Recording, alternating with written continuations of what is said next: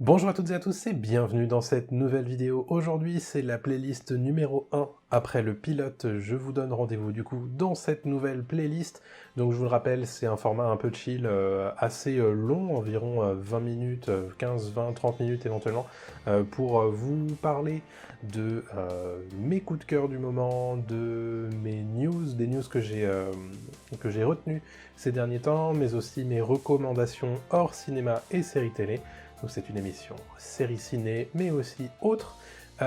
Et on va commencer tout de suite avec la newsletter. Alors évidemment, il se passe pas grand-chose en ce moment niveau ciné, pour les raisons qu'on connaît, et la grosse news qu'on a eue ces derniers jours, j'enregistre donc le 1er novembre, c'est le reconfinement de la France, qui implique du coup une fermeture totale des salles de cinéma en France. Donc c'est, bon, évidemment, on revient à la case départ du mois de mars au mois de mai, c'est-à-dire que on ne peut plus profiter des salles de cinéma. Les salles de cinéma de fait, qui étaient très fragilisées par la situation précédente, vont l'être encore plus, malgré le fait que du coup ça reprenait un petit peu au niveau du box-office, notamment avec certaines sorties d'importance, dont je reparlerai probablement dans une autre vidéo.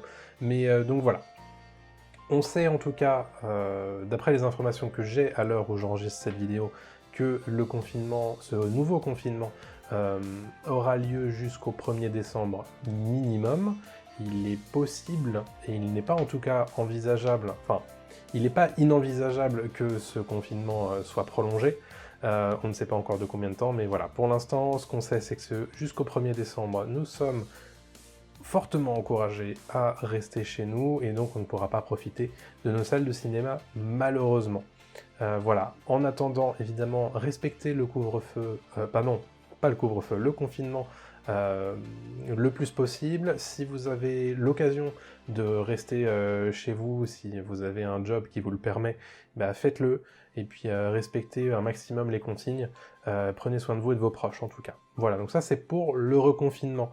Autre news, et ce sera la deuxième et dernière news de cette newsletter, pour la playlist, ce nouvel épisode de la playlist, c'est le décès de Sean Connery. Donc Sean Connery que vous connaissez tous, un acteur écossais qui est né le 25 août 1930 en Écosse, donc, et qui est donc décédé le 31 octobre 2020. Il avait 90 ans, et vous le connaissez tous évidemment pour avoir été le premier interprète de James Bond au cinéma, le héros, l'espion britannique écrit par Ian Fleming. Il est décédé donc à 90 ans après avoir lutté pendant plusieurs années contre des crises de démence. Voilà, donc un acteur qui aurait pu être footballeur professionnel à une époque, il a décidé de tout plaquer pour devenir acteur, comédien. Gros bien lui en a pris, puisque voilà, après avoir commencé dans les années en 55 sa carrière d'acteur, il explose au grand public en 1962 avec le rôle de James Bond dans James Bond 007 contre Dr. No. Et il en tournera... Je me souviens plus. Alors c'est pas lui qui détient le record du nombre de James Bond, puisque c'est Roger Moore, mais voilà, c'est clairement un des acteurs emblématiques de la saga, si ce n'est le plus emblématique. En tout cas, voilà, tout le monde a son James Bond favori. Il fait partie des miens, à n'en pas douter. Premier James Bond, évidemment, mais il entretenait on va dire, une relation assez particulière avec ce personnage, puisque à force de le jouer, ce rôle si emblématique, il a fini par commencer à ne plus trop l'aimer, puisque c'était un rôle qui lui collait à la peau, et il voulait vraiment s'en détacher, à tel point qu'à un certain stade dans sa carrière, il voulait plus du tout en entendre parler. Donc voilà, souvenons-nous de Sean Connery, mais pas uniquement pour James Bond. Donc petit listing de certains de ses grands rôles par ailleurs. Je pense notamment, alors c'est un petit rôle, mais il est dans Le Jour le plus long, qui est également sorti en 1962. Donc il joue un rôle, le rôle d'un soldat britannique qui vient débarquer sur les plages de France. Il a joué également dans Pas de printemps pour Marnie chez Hitchcock. Il a joué dans L'homme qui voulut être roi, La colline des hommes perdus chez Sidney Lumet, Un pont trop loin, Le nom de la rose évidemment de Jean-Jacques Hano, Highlander, dans Highlander face à Christophe Lambert, il a joué dans Zardoz. Voilà, c'était un acteur qui n'avait pas peur de partir un petit peu dans tous les sens. Il a joué dans Les Incorruptibles de Brian De Palma, il a été le père d'Indiana Jones dans Indiana Jones et la Dernière Croisade, il a joué pour Michael Bay dans Rock, dans Haute Voltige face à Catherine Zeta-Jones. Voilà, c'était un acteur qui, malgré finalement un rôle qui lui a collé à la peau pendant très très longtemps, il a réussi à partir un petit peu ailleurs et malgré finalement ce rôle de plus ou moins playboy macho qui était James Bond, il a réussi aussi à faire carrière après avec on va dire cette gueule d'homme à la fois classe, à la fois vieux et classe. Il y a vraiment deux phases dans sa carrière chez Sean Connery. C'est vraiment le côté bellâtre de l'époque James Bond, mais aussi l'après, où vraiment il a vraiment une gueule très très significative et très marquante de cinéma, et vraiment voilà. On se souviendra aussi que c'était un homme qui n'avait pas forcément des positions très progressistes au sujet des violences conjugales. Voilà, rappelons-le quand même, hein, c'est pas parce qu'il est mort qu'on doit oublier ces choses-là. Mais voilà, donc il avait arrêté de tourner en 2012, et puis il s'était fait très discret parce que voilà, il était malade. Et on l'a appris que récemment, juste après sa mort. Voilà, donc hommage à cet acteur qui, je le sais, vous a tous marqué, c'est une évidence. Ma review pour cette playlist, la dernière fois je vous avais parlé d'une série, mais je vous reparle encore une fois d'une série, puisque j'ai fait un gros binge-watching il y a pas très longtemps, et c'est une série Netflix. La dernière fois je vous avais parlé de The Boys saison 1 et 2, et là je vous parle d'une série Netflix qui s'appelle Barbare avec un S. C'est une série allemande qui est produite par Gaumont, et qui nous propose de découvrir la bataille de Teutobourg. La bataille de Teutobourg qui a eu lieu en l'an 9 après Jésus-Christ, et qui a opposé les légions romaines aux tribus germaniques.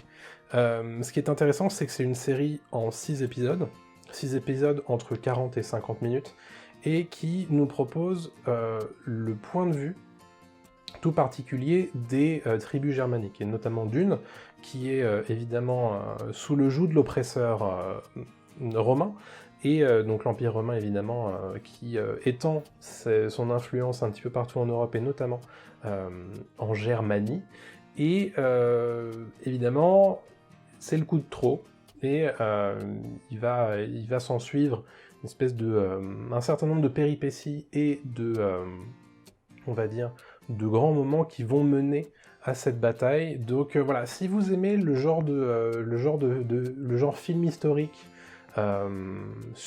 qui sont centrés sur les grandes batailles de l'histoire, une grande bataille de l'histoire, avec tout le moment, le préparatif du peuple qui se rend compte qu'il doit combattre contre l'oppresseur, et qui s'organise pour essayer de battre un adversaire qui est plus fort que lui, ça fait partie de ce genre de productions qui sont particulièrement intéressantes, et qui arrivent à avoir un souffle épique à certains moments. Je vais pas vous mentir, les quatre premiers épisodes c'est vraiment de la préparation. Donc il faut s'attendre à avoir vraiment le côté assez lent de la mise en place de qui sont les personnages, et c'est pour le coup quelque chose de très intéressant, parce que chaque personnage a vraiment des enjeux particuliers qui lui sont propres, et avec notamment leurs origines, les problématiques de parenté, de famille, etc., qui s'ajoutent en surcouche aux problématiques de la tribu, le côté clanique de l'époque. C'est vraiment très très intéressant à suivre. Il y a un côté vraiment assez shakespearien dans les problématiques qu'ont certains personnages. Donc vraiment, moi c'est une série que j'ai boulottée en 2 soirs. 4 épisodes la veille, et 2 épisodes le lendemain. Vraiment, il y a un côté très très intéressant à suivre. Moi je connaissais pas du tout. Et vraiment, c'est très agréable. Il y a un côté évidemment viking assez avec du bon budget, hein, l'air de rien. Il y a notamment la scène de bataille qui est assez cool. Vraiment, moi, c'est une série que je recommande. J'ai beaucoup apprécié regarder cette série qui s'appelle donc Barbare. Ma watchlist, alors c'est compliqué parce que moi j'aime bien mettre dans ma watchlist des films, des films qui vont sortir au cinéma, et bon bah de fait, le reconfinement nous force finalement à ne plus avoir de sortie cinéma jusqu'à nouvel ordre. Bon, les sorties de novembre, j'en avais d'ailleurs évoqué quelques-unes lors de la playlist précédente. Bon, bah, il va falloir les attendre pour plus tard.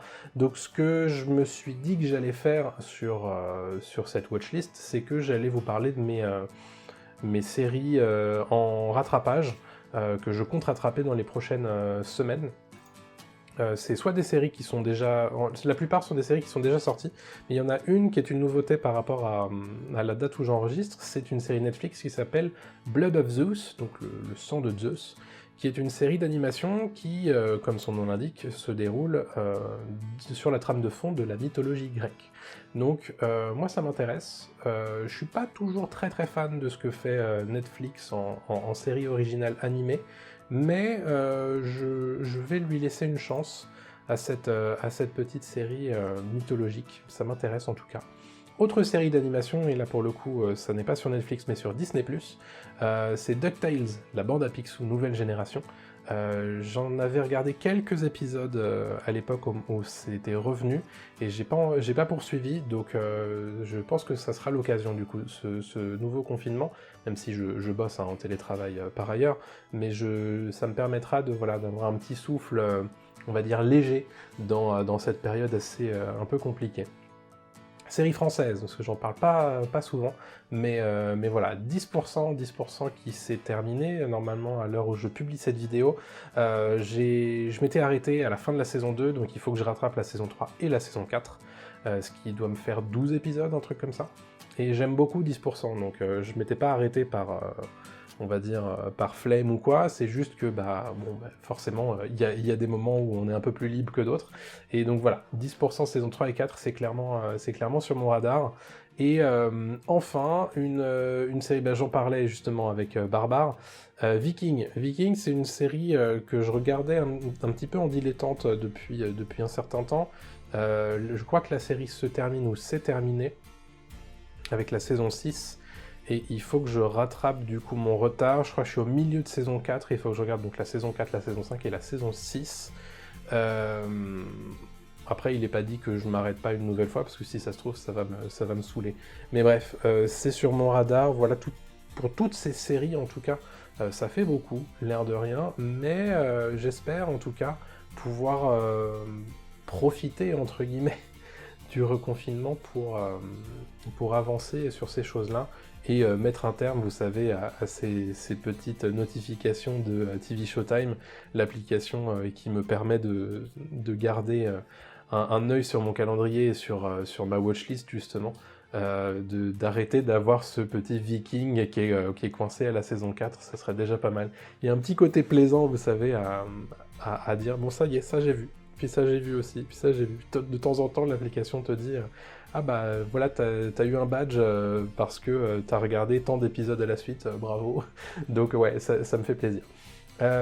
Voilà pour ma watchlist, qui est du coup un petit peu particulière, forcément, à période particulière, watchlist particulière, j'ai envie de dire. Je termine avec ma recommandation qui est hors cinéma et hors série télévisée, puisque voilà, j'aime bien vous donner les trucs que je kiffe en ce moment. Et c'est un jeu de société. Alors, c'est plus un jeu de cartes et jeu de plateau que jeu de société. Vous allez voir, c'est Marvel Champions. Donc, c'est édité par Asmodée et Fantasy Flight Games, qui sont des gros connaisseurs hein, dans l'univers du jeu de société. Et c'est un jeu de cartes évolutif. Qu'est-ce que ça veut dire, jeu de cartes évolutif? C'est un jeu de cartes où vous allez être amené à acheter des extensions petit à petit. Alors, le jeu de base, donc qui est juste ici, se suffit à lui-même, mais évidemment, si vous voulez apporter un petit peu plus de saveur et de nouveautés à votre jeu, vous avez les extensions qui arrivent très très régulièrement. C'est un petit peu la marque de fabrique de FFG, donc Fantasy Flight Games. Qu'est-ce que c'est donc que Marvel Champions? C'est un jeu de cartes qui vous permet d'incarner les super-héros de l'univers Marvel. Alors, comme vous le voyez sur la boîte, vous avez donc accès à des personnages tels que Spider-Man, Black Panther, She-Hulk, donc Miss Hulk en français. Vous avez également Captain Marvel et j'en oublie un, oui, c'est Iron Man. Donc, qu'est-ce que vous êtes amené à faire dans ce jeu? Vous avez donc, quand vous commencez le jeu, on vous propose des paquets de cartes, donc des decks qui sont préconstruits par les développeurs du jeu et qui vous disent « Allez-y, jouez avec ça ». Qu'est-ce que vous faites dans ce jeu? Donc, c'est un jeu qui se joue de 1 à 4, me semble-t-il. Donc vous pouvez très bien jouer en solo, hein, c'est très pratique pour le confinement si vous êtes tout seul. Vous jouez donc votre personnage de super-héros, et sa forme alter ego. Donc par exemple, si vous avez choisi de jouer Spider-Man, vous pouvez très bien jouer Peter Parker, enfin vous commencez avec Peter Parker, et vous pouvez le changer en Spider-Man au moment où vous avez besoin de vous castagner, puisque l'objectif de ce jeu, c'est de battre le super-vilain qui vous fait face. Donc de la même manière que vous allez piocher des cartes pour pouvoir les jouer et contrer les plans du super-vilain, le super-vilain lui aussi a un deck de rencontre, on appelle ça, qui va révéler des menaces, et notamment des sbires qu'il va vous falloir éliminer, et qui vont vous gêner bien sûr dans l'attaque du super-vilain, mais aussi ce qu'on appelle une manigance, puisque vous pouvez perdre de plusieurs façons différentes dans Marvel Champions. Soit vos personnages sont tous morts, et donc auquel cas vous avez perdu, soit